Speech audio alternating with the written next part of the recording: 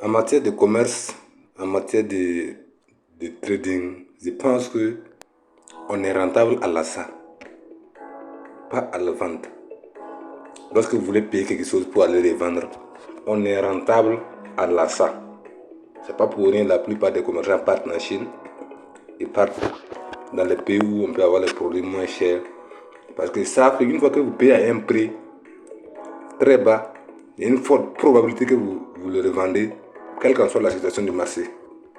C'est pour cela que vous devrez toujours attendre les parties sombres, les parties rouges de crypto-monnaie avant de prendre un trade. C'est très très capital ce que je viens de vous dire. Quelle qu'en soit l'opportunité, c'est toujours meilleur de prendre lorsque le marché est rouge. Vous allez comprendre pourquoi je dis ça. Alors les amis, dans cette vidéo, je vais essayer de vous expliquer de façon détaillée pourquoi la dominance du Bitcoin évolue en fond des altcoins et dans quelle situation nous nous retrouvons avec les altcoins qui montent et puis la dominance du Bitcoin en train de descendre. Parce que c'est une question posée par un abonné. Alors, la deuxième partie de la vidéo va concerner uniquement le trading des futurs. Comment upgrader une position lorsque vous êtes en perte. De façon détaillée, de façon simple, je vais vous expliquer pour que vous puissiez mieux comprendre. Alors, nous allons essayer de vous initier encore. Comme je disais au début, regardez cette monnaie. Nous sommes en 5 minutes. Logiquement, ça baisse. Mais depuis hier, c'est en train de monter. Vous voyez, on est en train de faire une correction. Et c'est dans ces genre de correction qu'il faut rentrer. Je ne sais pas si vous arrivez à comprendre. C'est dans ces genre de correction qu'il faut rentrer. Quel qu'en soit, même si le marché monte, il faut toujours attendre des corrections pour monter et pour rentrer. Vous voyez comment c'est en train de corriger. Voilà. Là, vous cherchez un point d'entrée et puis vous rentrez. Vous voyez, vers là, vers là, vers là. Tout ça, c'est des points d'entrée. Donc, si vous savez que vous avez par exemple $200, c'est un exemple bien sûr, vous n'êtes pas obligé de rentrer à ce niveau avec les 200. Non, vous rentrez avec d'abord 100 et vous patientez encore. Je ne sais pas si vous comprenez. Vous patientez. Si le marché remonte, tant mieux. Sinon, si le marché continue de chuter, vous rentrez encore à ce niveau. Et vous allez voir que plus vous rentrez très bas, plus vous allez gagner. Alors, quelqu'un a posé la question à savoir comment l'évolution du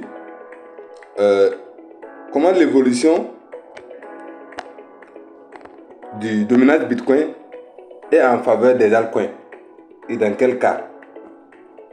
Alors je vous invite à suivre cette image de façon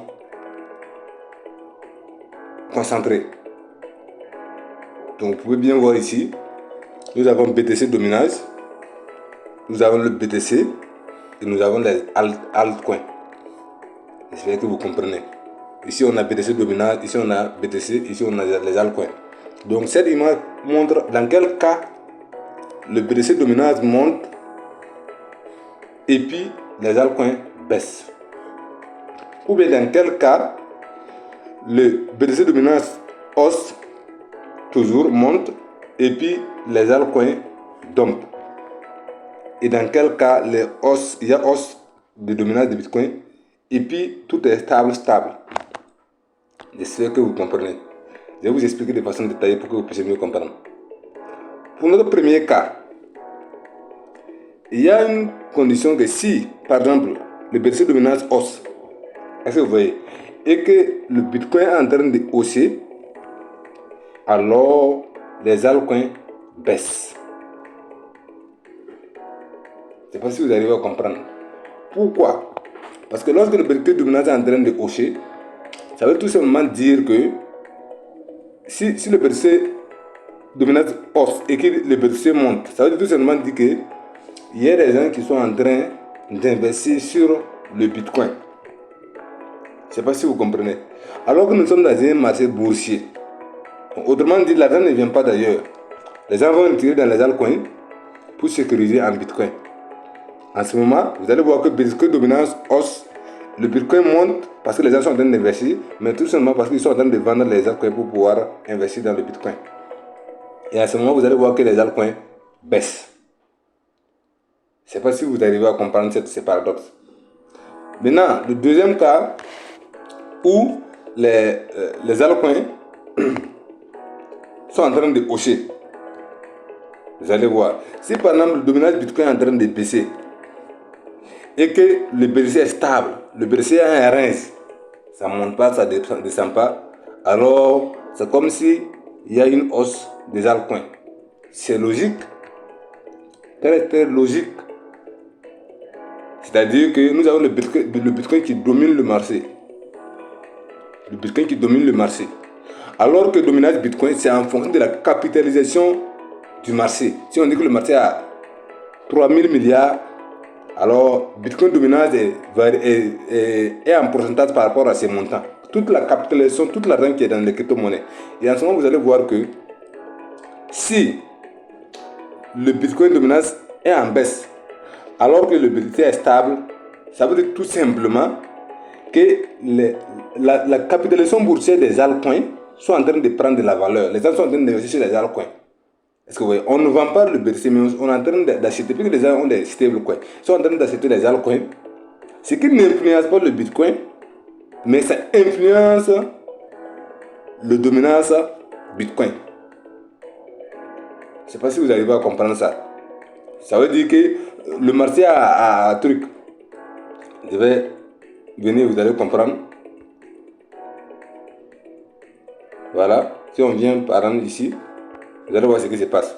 Voilà. Le Bitcoin, toute la capitalisation boursière du marché, c'est 3000 milliards. Donc 3 trillions. Ça veut dire 3000 milliards de dollars. Et dans ça, BTC domine à 60%. BTC domine à 60%. Donc, BTC dominage. Donc, ça veut dire que tout simplement que l'argent qui se trouve sur le Bitcoin, c'est environ, je ne sais pas si vous pouvez dire ça, puisqu'on est à 3000 milliards. Donc, là, 50% même, ça fait déjà 1500 milliards.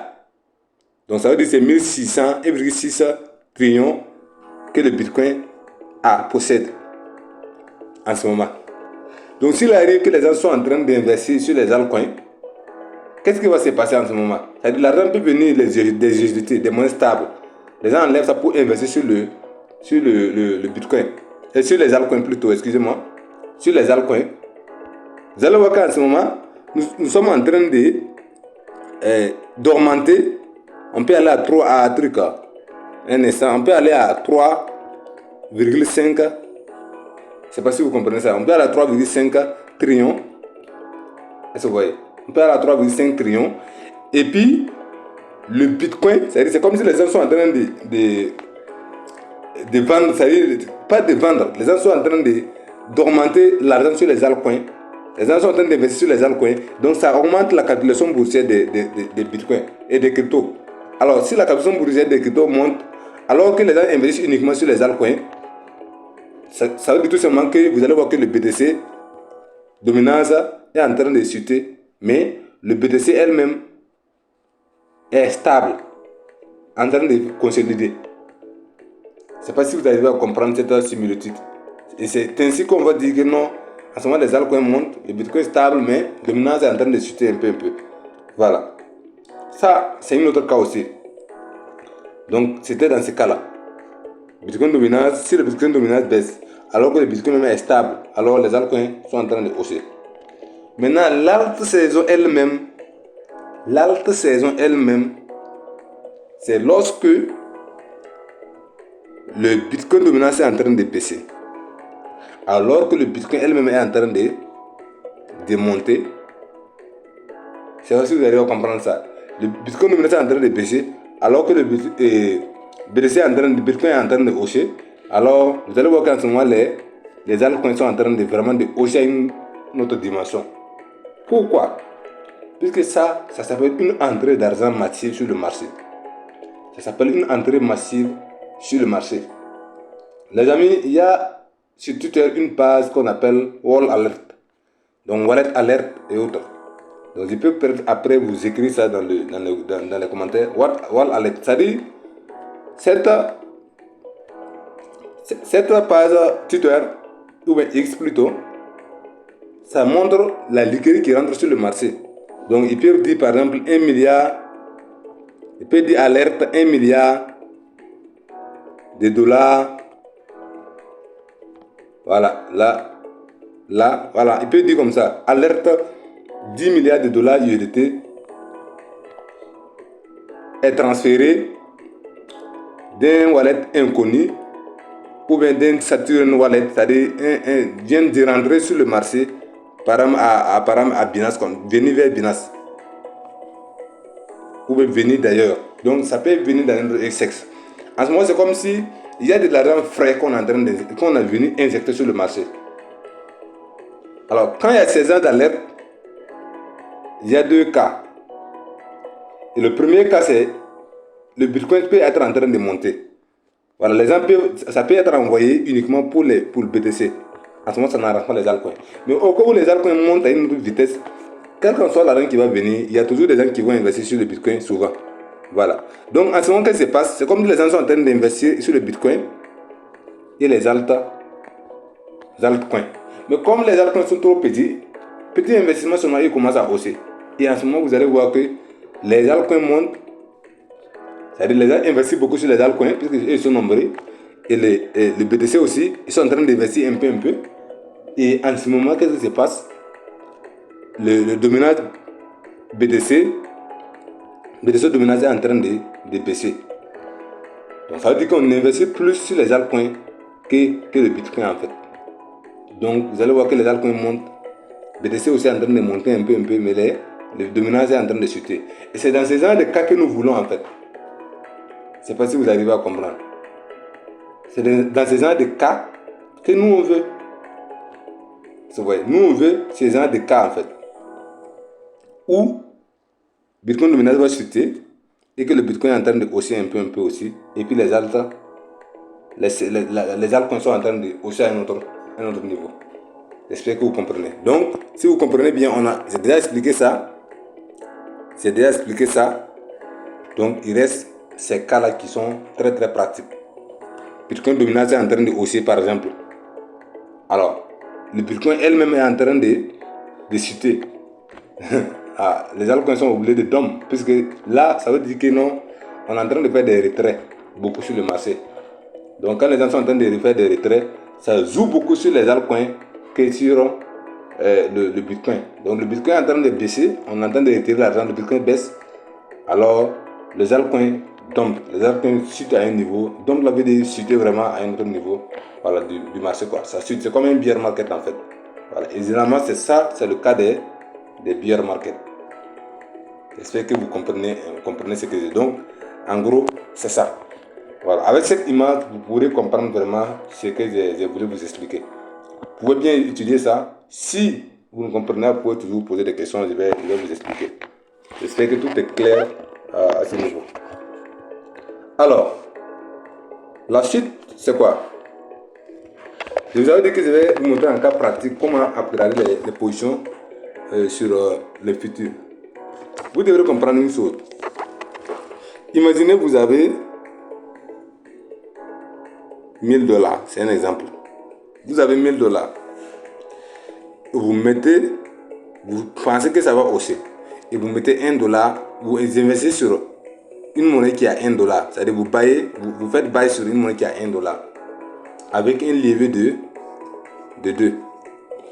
Donc ça veut tout simplement dire que si vous êtes liquidé, pour que vous soyez liquidé, il faut que cette monnaie descende jusqu'à 0,5 $ par pièce. En ce moment, vous êtes liquidé.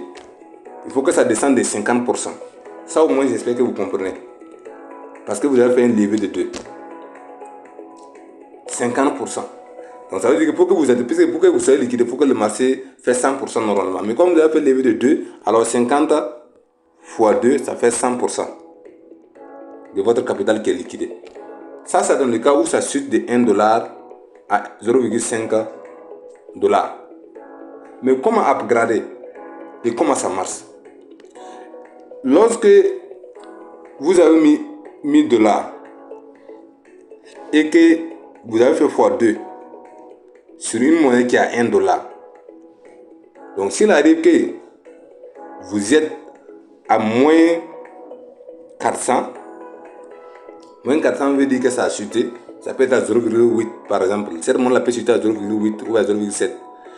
Voilà. Et vous êtes à moins 400 sur le trade. si vous voulez, puisque en mettant les 1000 là, en ce moment ici, votre stop loss, c'est-à-dire, non, votre prix de liquidation, voilà, stop loss ou liquidation, votre liquidation égale à 0,5. Pour que vous soyez liquidé, il faut que ce soit 0,5. Donc si vous êtes à moins 400 et que vous voulez ajouter encore 1000, vous placez un trade c'est comme si vous replacez un nouveau trade seulement. Il ne faut pas que vous allez vous compliquer. C'est comme si vous replacez un nouveau trade dans votre plateforme de trading futur. En ce moment, c'est comme si vous avez mis, c'est un exemple, vous avez 1000 encore, vous allez faire x2, ça fait 2000. Et vous allez rentrer à 0, maintenant à 0,8. Alors comme vous êtes rentré à 0,8, logiquement, pour ce trade, votre stop loss est à 0,4, puisque c'est levé de 2 toujours. Donc ça divisé par 2. 0,4 qui est votre prix de liquidation. Mais vu que vous avez un premier liquidation qui est à 0,5, donc qu'est-ce que Binance va faire? Et c'est la même paire bien sûr. C'est comme par exemple si vous êtes en train de trader Gala, cette monnaie. Voilà. Donc comme c'est le même, comme c'est la même monnaie, alors, et que c'est sur la même plateforme, Binance va juste prendre les deux, 0,5, voilà, et puis maintenant il prend plus 0,4, et puis il divise par 2. En ce moment, vous allez être liquidé à combien? Environ 0,45. Ça, c'est un exemple. C'est juste un exemple pour que vous puissiez comprendre comment ça marche. Donc, vous replacez juste un nouveau trade. Et c'est comme ça que ça marche lorsque vous voulez upgrader. Pour que vous puissiez mieux comprendre, je vais aller en pratique. Pour que vous puissiez mieux comprendre. Donc, j'avais fait une vidéo pour dire que j'ai Gala, que j'ai repayé à nouveau. J'ai repayé Gala à nouveau avec 1500 $. Vous allez voir qu'actuellement, nous sommes à moins 360. Très bien. Très bien. Moi, je suis rentré à ce prix. C'est bien Gala. Voici mon prix d'entrée. Actuellement, c'est à ce prix. Si moi, je vais upgrader, mon prix de liquidation pour le premier trade est à 0,02. Ça veut dire que si c'est suite à 0,02, moi, je serai liquidé. Mais ça, c'est si je garde la position comme ça. Si j'upgrade avec... si moi j'upgrade avec 1000 $, non, avec 1500 $, c'est un exemple. Si moi j'upgrade avec 1500 $, ça veut dire que Binance va, pour les 0, moi, par supposer que je rentre à 0, actuellement on est à 0,35. Donc je suppose que je rentre à 0,34. Ça veut dire que mon prix de liquidation pour ce nouveau trade là est à 0, combien? Divisé par 2, 0,17. Donc vous allez voir qu'en ce moment, 0,17 pour le nouveau trade, alors que l'ancien trade c'était 0,02. C'est pas si vous arrivez à comprendre. Donc en ce moment, qu'est-ce qui va se passer? Binance va prendre la moyenne. La moyenne et puis me dire que mon nouveau prix de liquidation est tant. Mais ça va être inférieur. Ça va être inférieur à 0,2. Binance va faire 0,17 pour le nouveau trade, le prix de liquidation du nouveau trade plus 0,2. Cet ancien trade là, le prix de liquidation, et puis on divise par 2. En ce moment, vous allez voir que ça va donner, je ne sais pas combien, 0,18 quelque chose. C'est comme si j'ai prolongé mon stop loss. Je ne sais pas si vous comprenez ça. Voilà. Ça, c'est des cas pratiques. Et comment ça marche? C'est simple. Moi, je vais rentrer à nouveau avec 1000 $ par exemple. Alors, je viens, je cherche d'abord KS et je cherche Gala. Vous voyez, Gala USDT. Et qu'est-ce qui se passe? Je mets isolé, toujours. Levé de 2, toujours. Sinon, si vous changez de levé, ça va plus jouer sur les calculs. Alors, ici, je règle 0,34. Mon prix d'entrée de nouveau. Mon nouveau prix d'entrée. En ce moment, qu'est-ce qui se passe? Ici, le montant, je mets 2000, puisque c'est 1000, je vais upgrader. En ce moment, vous allez voir qu'ici, on affiche 1000 environ. Ça veut dire que c'est 1000 $ que je vais utiliser dans les 1723 $, qui est mon solde. Et en ce moment, maintenant, je clique sur acheter. Je clique sur acheter. Vous voyez, on me demande est-ce que je vais rentrer à ce prix. Est-ce que je vais rentrer à 0,034 avec un montant de 2000 équivalent à 1000 dollars comme mon argent. Et je n'ai pas mis de tick profit stop loss. Donc je confirme si c'est OK. Est-ce que vous voyez? Donc vous allez voir qu'en ce moment, l'ordre vient ici. Et c'est en attente. C'est en attente. Lorsque cet ordre-là sera exécuté, vous allez voir que moi, je n'aurai plus le même prix comme prix de liquidation. Ça, c'est lorsque je vais placer. Maintenant, pour que ça soit plus explicite, déjà, je suis à moins 300 et quelques. Voilà, je suis à moins 350. C'est déjà pas mal. Donc, qu'est-ce que je vais faire? Je vais rentrer. J'ai dit de ne jamais rentrer sur le 100. Mais comme je suis en train de faire une vidéo, il faut que je rentre pour que vous puissiez comprendre mieux. Mais je suis sûr que, Inch'Allah, ça va remonter. Voilà, je suis sûr. Même si ça va prendre du temps, ça va remonter. Parce qu'on est en boule. Donc, au lieu que je rentre à 0,34, je vais rentrer à ce prix. Voilà. Je vais rentrer à 0,34 et 35. Voilà. Ainsi de suite. Maintenant, je vais mettre 2000 dollars. Vous voyez. Je veux que vous voyez la réalité en fait. Et en ce moment, qu'est-ce qui se passe? Ça fait bien 1000 dollars que je suis en train de vouloir faire. Voilà, vous vérifiez toujours les données. Ici aussi, vous vérifiez que c'est bien isolé. Et puis, c'est levé de 2. Voilà, vérifiez toujours parce que Binance, comme ils savent que c'est croisé qui les arrange, ils vont souvent changer ça et faire exprès, augmenter le levier. Donc, vérifiez toujours avant de placer. C'est que c'est clair. Donc, je mets voilà, le prix du marché. Voilà, et puis maintenant, je mets 0, et je mets 2000 ici. Voilà, c'est tout. Et puis je clique sur acheter. Voilà, je vais bien vérifier. Je vais mettre 1000 ici, voilà. Voilà, acheter. Voilà. Vous voyez? L'ordre ça a été exécuté, je pense. Sur le champ, ça a été exécuté. Je vais chercher ça, voilà. Vous voyez? Maintenant ici, vous voyez ce qui s'est passé? Donc, on vient d'ajouter la marge de sécurité qui était à 1500, maintenant on est à 2500 environ. Et maintenant, regardez, mon stop loss, mon prix de liquidation est passé de 0,02 à 0,019. J'espère que vous comprenez. Ça, c'est parce que la chute n'est pas trop, qu'on ne sent pas la différence. Mais si on était à moins 1000 dollars sur le trade, vous allez voir que ça a une grande importance. Une très grande importance. Je sais pas si vous comprenez. Parce que là, actuellement, si moi j'ai upgradé avec 1000 dollars, si c'était 1500 dollars, ça veut dire tout simplement que quand le marché va remonter, revenir vers le prix d'achat initial. Voilà, regardez, ils ont augmenté, ils ont diminué mon prix de liquidation 0,019 que je serais liquidé, alors que mon prix d'entrée maintenant qui était à 0,4 est devenu à 0,037 ou 0,038. Je ne sais pas si vous arrivez à comprendre ça aussi. Voilà, on fait la moyenne. Vous êtes rentré à 0,4 premièrement, après vous êtes rentré à 0,35. Est-ce que vous voyez? Et maintenant, on divise par 2. Je ne sais pas si vous voyez. Vous allez voir que ça donne à peu près ces prix-là. C'est comme ça qu'on upgrade une position. Donc vous voyez qu'on a toujours galage USDT sur une seule position, mais on a pris 2 fois. Donc Binance additionne les 2. Même si vous prenez 3e, ils vont encore les additionner sans vous pénaliser en fait.